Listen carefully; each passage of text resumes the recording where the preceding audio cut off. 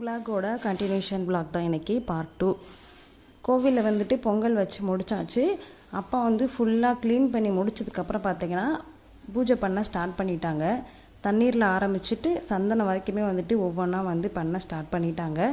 இந்த கோவிலை பற்றி இப்போ ஒரு குட்டியாக ஒரு ஸ்டோரி பார்க்கலாமா?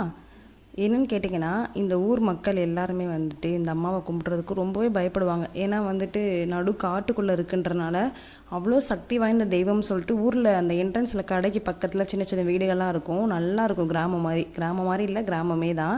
அங்கே உட்காந்து கதை கேட்குறப்ப ஒவ்வொன்றா இந்த அம்மாவை பற்றி நல்ல விஷயங்கள் மட்டும் நிறைய சொல்லியிருக்காங்க.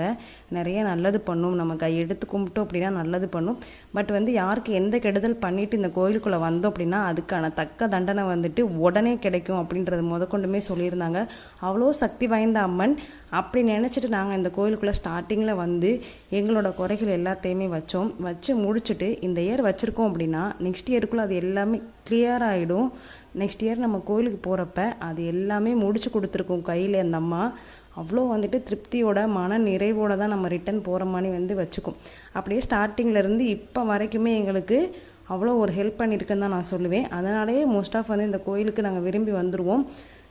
இந்த கோவிலை வந்துட்டு பெரிய லெவலில் கட்டி கும்பாபிஷேகம் வைக்கணும், அதுதான் எங்கள் எல்லாத்தோட வந்துட்டு எய்மாகவே இருக்குது. இப்போ அதுக்கான ஒவ்வொரு வேலையிலையுமே வந்துட்டு அந்த அம்மா எங்களுக்கு கொடுத்துக்கிட்டு தான் இருக்குது. அப்பா வந்து அதை பண்ணிக்கிட்டு தான் இருக்காங்க. அந்த அம்மா வந்துட்டு அப்பாவுக்கு உத்தரவு கொடுத்துருக்கு, கண்டிப்பாக இந்த கோவிலை எல்லாரும் வந்து போகிற மாதிரி கும்பாபிஷேகம் வச்சு சிறப்பான பூஜைகளோடு நாங்கள் வழிபடணும்னு நினைக்கிறோம். ஏன் இதை நான் சொல்கிறேன்னா, அந்த அம்மா உத்தரவு கொடுத்தா மட்டும்தான் இது எல்லாமே நம்மளால் பண்ண முடியும் இல்லையா?